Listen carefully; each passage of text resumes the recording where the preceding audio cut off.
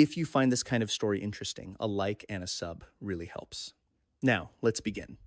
Yang Xinhai, China's monster killer. What I'm about to tell you is going to disturb you, and I mean that. This isn't your typical true crime story where you can shake your head and move on with your day. This is the story of a man who terrorized 4 Chinese provinces for 4 years, leaving behind a trail of carnage so brutal that even hardened investigators struggled to comprehend what they were seeing. His name was Yang Xinhai, but the Chinese media called him something else entirely, the Monster Killer. And after you hear what this man did, you'll understand why that nickname stuck.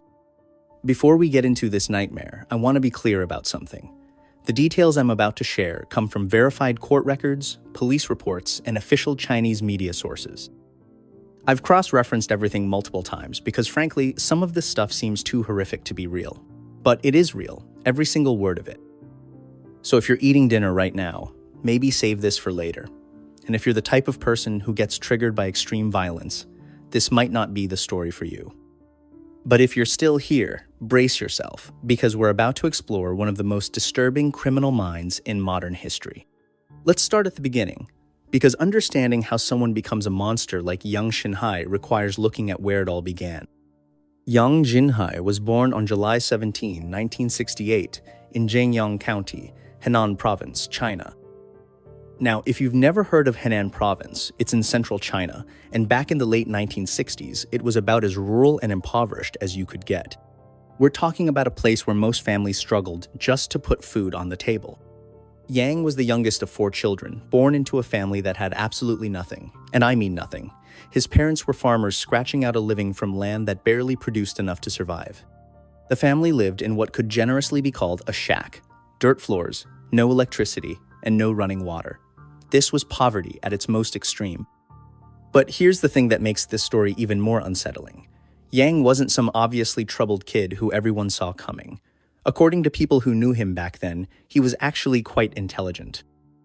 Almost eerily so. Teachers remembered him as a clever student who grasped concepts quickly, but there was something else about him that made people uncomfortable.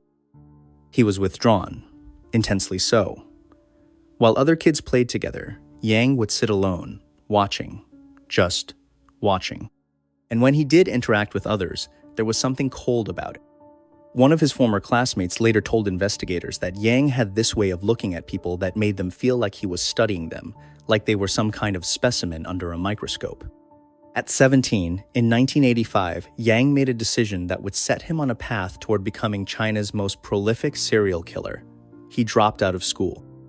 Now, dropping out of school in rural China in the 1980s wasn't exactly uncommon. Lots of families needed their kids to work to survive.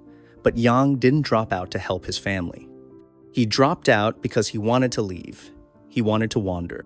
And that's exactly what he did.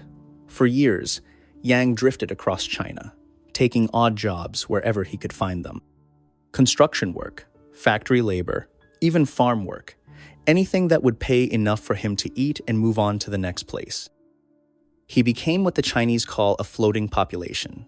People who drift from city to city with no permanent home, no real connections, and no one keeping track of where they are or what they're doing.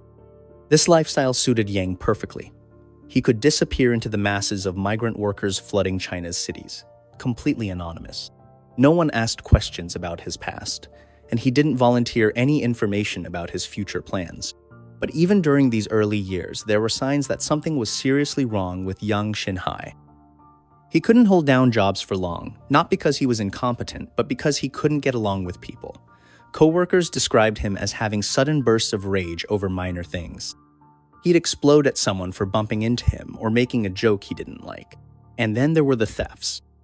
In 1988, when Yang was 20 years old, he was arrested for theft in Xi'an, a major city in northwestern China.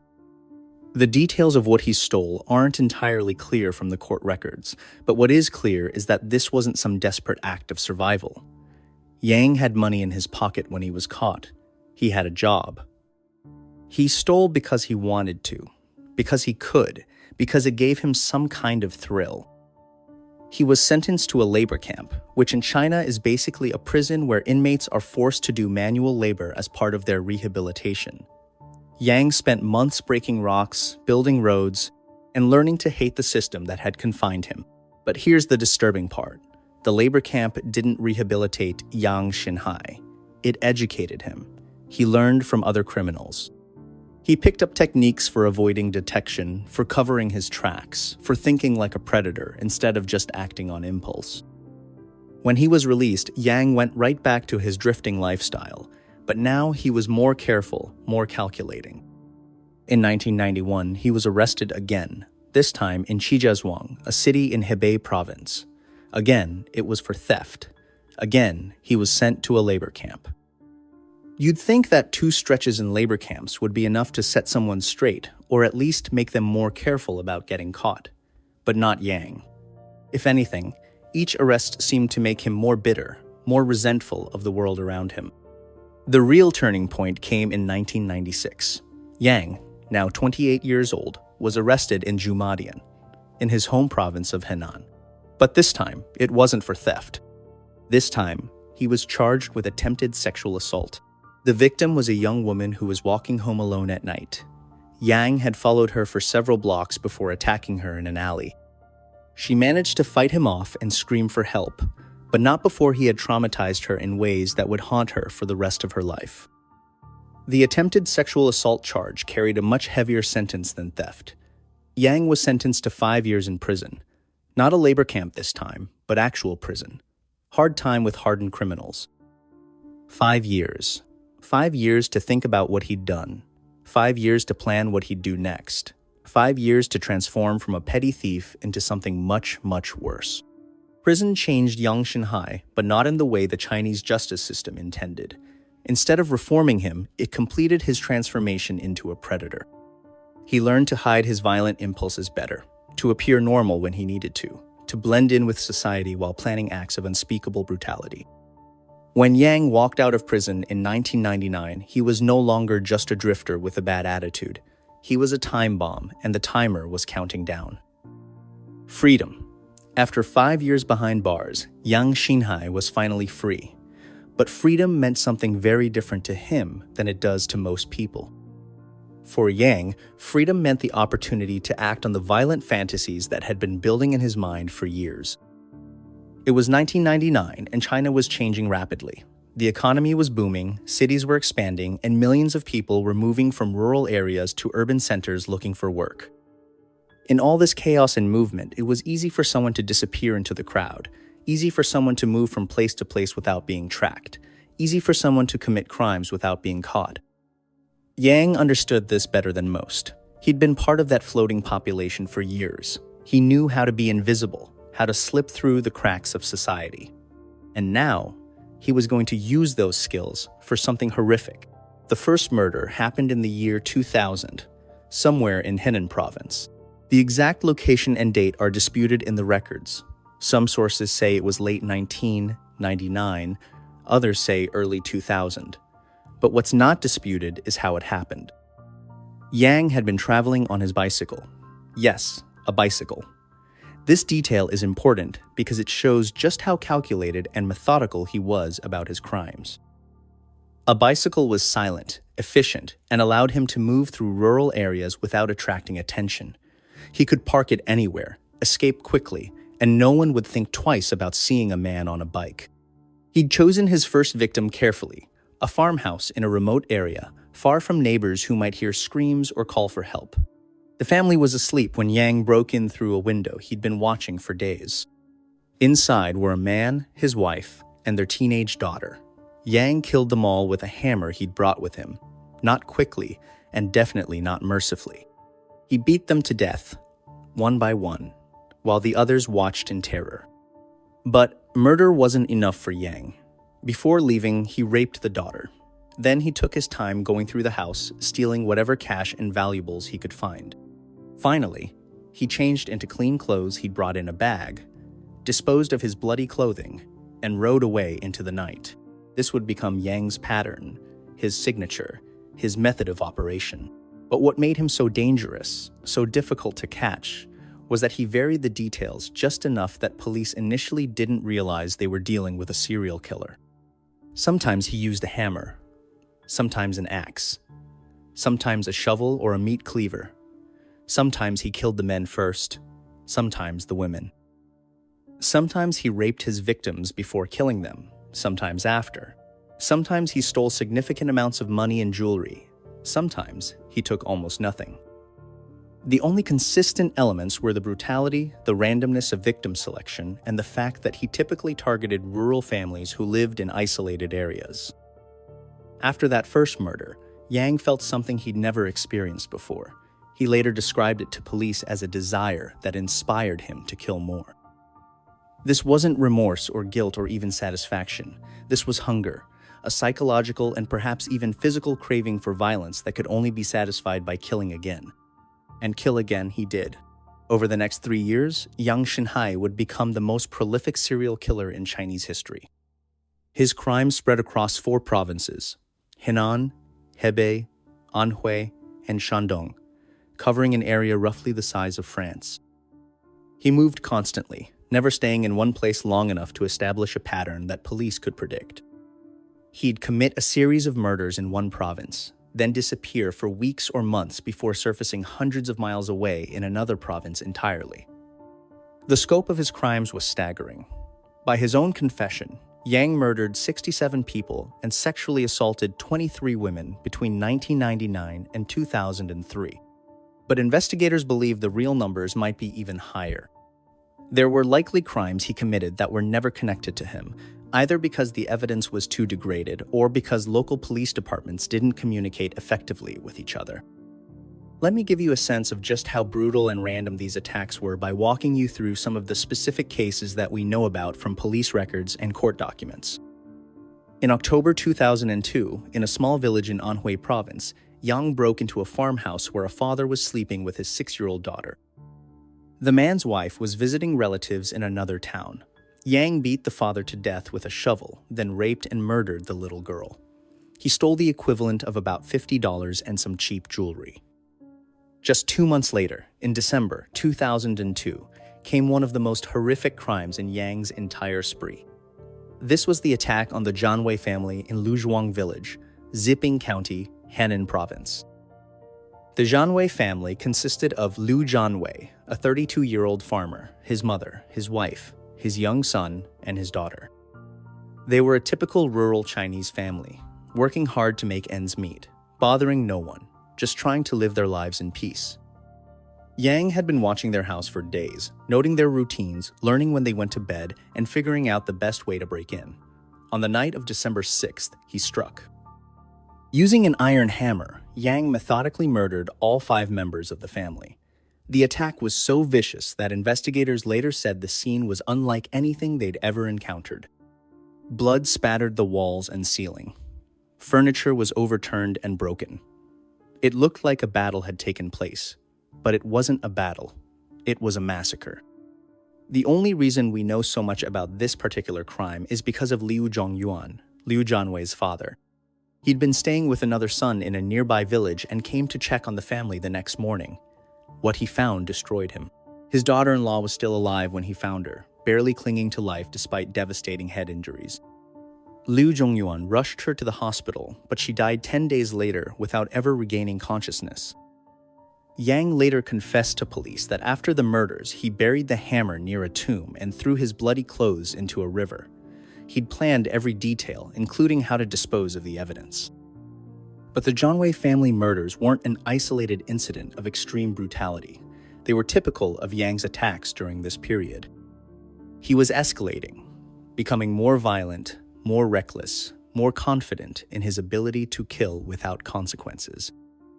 In one attack in Shandong province, Yang killed an entire family of 6, grandparents, parents, and 2 children. In another, he murdered a young couple who had just gotten married 2 weeks earlier. In yet another, he killed a pregnant woman and her husband, effectively ending 3 lives with 2 murders.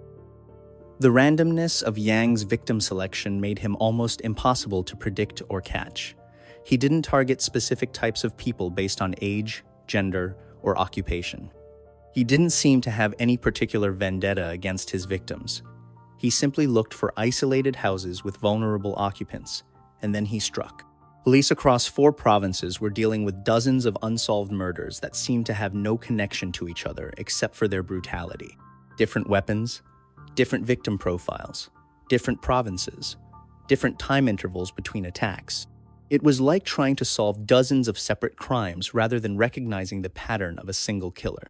To understand how Yang Xinhai was able to kill 67 people over 4 years without being caught, you have to understand what Chinese law enforcement was dealing with in the early 2000s. First, there was the sheer scale of the country.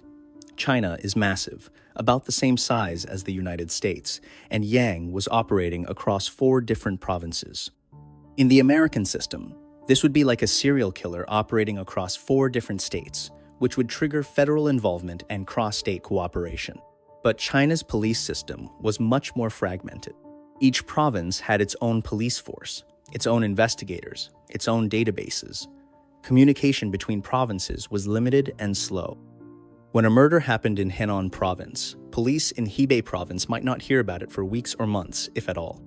There was no central database of violent crimes, no system for quickly sharing information about similar attacks across provincial boundaries. Second, there was the nature of Yang's crimes themselves. He was incredibly careful about avoiding detection. Remember, he'd learned from his earlier arrests and prison time. He knew how police thought, how they investigated crimes, what evidence they looked for. Yang wore different sized shoes to each attack, sometimes stuffing his feet into boots that were too big, sometimes cramming them into shoes that were too small. This meant that footprint evidence was useless, and investigators were looking for multiple different perpetrators based on shoe size alone. He varied his weapons, using whatever he could find at or near the crime scene rather than bringing a signature weapon. Hammers, axes, shovels, meat cleavers, and kitchen knives. He used whatever was available, which meant there was no consistent weapon evidence linking the crimes. He changed his clothes after each attack, burning or disposing of bloody garments and replacing them with clean clothes he carried in a bag. This eliminated most of the physical evidence that might have connected him to the crimes. Most importantly, he kept moving. Yang never stayed in one area long enough for police to establish a pattern or set up surveillance. By the time investigators realized they were dealing with a serial killer, Yang had already moved on to another province entirely. The investigation was further complicated by the rural nature of most of Yang's crimes. These weren't murders in busy urban areas where there might be witnesses, security cameras, or rapid police response. These were attacks on isolated farmhouses in areas where the nearest neighbor might be miles away and the nearest police station might be hours away. When bodies were discovered, it was often days or even weeks after the murders. Evidence had been contaminated by weather, animals, or well-meaning family members who disturbed the crime scene before police arrived. In some cases, local authorities weren't even sure they were dealing with murders rather than accidents or domestic disputes gone wrong. But, despite all these challenges, Chinese police were slowly starting to piece together the pattern. By 2002, investigators in multiple provinces were beginning to suspect they were dealing with a single killer. The brutality of the attacks, the targeting of rural families, the apparent randomness of victim selection, it all pointed to one perpetrator. A special task force was formed, combining investigators from all 4 provinces where attacks had occurred. They began sharing information, looking for connections, trying to predict where the killer might strike next. They started calling him the Monster in internal communications, though this nickname wouldn't become public until after his arrest. The investigation became one of the largest manhunts in Chinese history, involving hundreds of police officers across multiple provinces. But Yang Xinhai was still one step ahead. He had no idea that police were closing in on him, but his natural paranoia and careful planning had kept him safe so far. He continued killing, continued moving, and continued evading capture, until November 3rd, 2003, when his luck finally ran out. The end came not through brilliant detective work or a carefully planned sting operation, but through sheer chance. Sometimes that's how these things happen. Months or years of investigation, and then a random encounter changes everything. On the night of November 3rd, 2003, Yang Xinhai was in Changzhou, a city in Hebei province. He'd been lying low for several weeks after his last attack, staying in cheap hotels and entertainment districts where no one asked questions about who you were or where you came from. That night, he decided to visit some of the local entertainment venues, karaoke bars, massage parlors, the kind of places that stayed open late and catered to migrants and transients. It was exactly the kind of anonymous environment where Yang felt safe.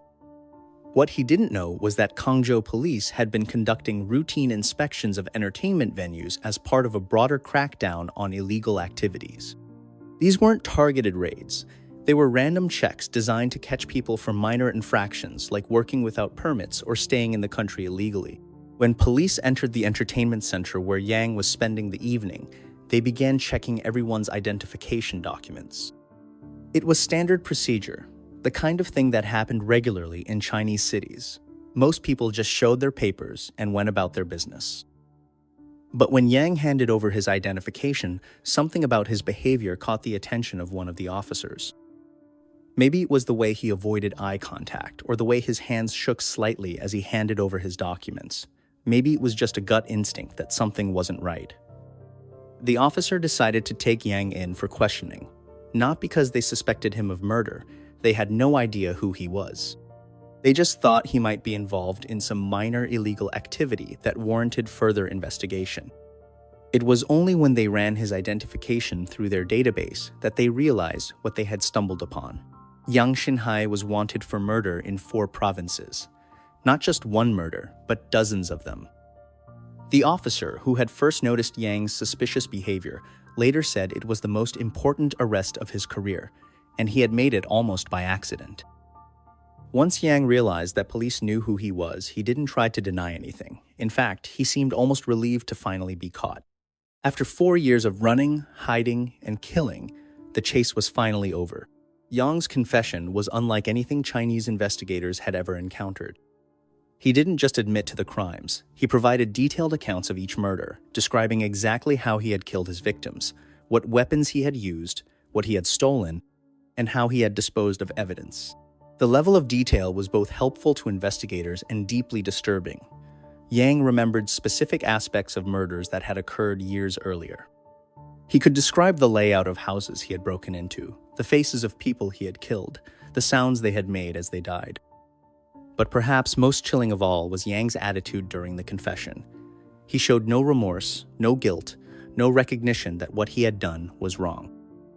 When asked why he had committed the murders, he gave an answer that investigators would never forget. "When I killed people, I had a desire. This inspired me to kill more. I don't care whether they deserve to live or not." This wasn't someone who had killed in the heat of passion, or out of desperation, or even for money. This was someone who killed because he enjoyed it, because it satisfied some deep psychological need that could only be met through violence. Yang confessed to 67 murders and 23 sexual assault cases spread across the 4 provinces. He provided locations, dates, and descriptions of crimes that police hadn't even connected to him yet. In some cases, he led investigators to evidence that had been hidden for years. The confession process took weeks. Yang seemed to enjoy recounting his crimes, describing them in detail as if he were telling stories about his accomplishments rather than confessing to acts of horrific violence. During this time, investigators also discovered something else about Yang that added another layer of tragedy to his story. He had contracted HIV, likely from one of his assault victims. The disease that would eventually have killed him was itself a consequence of his crimes. Yang Xinhai's trial was held in the Luohe City Intermediate People's Court in Henan Province on February 1, 2004. The proceedings were closed to the public, but court documents later revealed the scope of the charges against him. He was formally charged with 67 counts of murder and 23 counts of sexual assault, though investigators believed he was likely responsible for additional crimes that couldn't be definitively proven. The evidence against him was overwhelming. His own detailed confession, DNA evidence linking him to multiple crime scenes, and physical evidence recovered from locations he had described. The trial itself was remarkably brief, less than 2 hours. In China's legal system, trials are generally focused on confirming evidence rather than debating guilt or innocence, especially in cases where the defendant has already confessed. Yang's lawyers didn't attempt to argue his innocence. Instead, they focused on questions of mental competency and whether he understood the nature of his crimes. But psychological evaluation showed that Yang was completely sane. He understood right from wrong, He knew that his actions were illegal, and he had demonstrated careful planning and premeditation in his crimes. There was no basis for an insanity defense. The verdict was never in doubt. Yang Xinhai was sentenced to death on all counts. Under Chinese law, this meant he would be executed by firing squad, the standard method of execution at the time. Yang showed no emotion when the sentence was read. He didn't appeal the verdict, didn't ask for clemency, didn't make any final statements about his crimes or his victims. He simply accepted that he was going to die.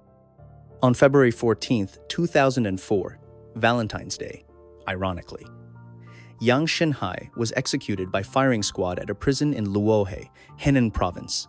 He was 35 years old. From his first murder to his execution, only 4 years had passed, but in that time, he had destroyed dozens of families and terrorized 4 Chinese provinces. His execution was not announced publicly until several days later. Chinese authorities wanted to avoid turning Yang into some kind of notorious celebrity or inspiring copycat killers. The Yang Xinhai case had a profound impact on Chinese law enforcement and society as a whole. It exposed serious weaknesses in the country's police system and led to significant reforms in how violent crimes are investigated and prosecuted. Most importantly, the case led to the creation of a national database for violent crimes, allowing police departments across the country to share information quickly and identify patterns that might indicate serial killers.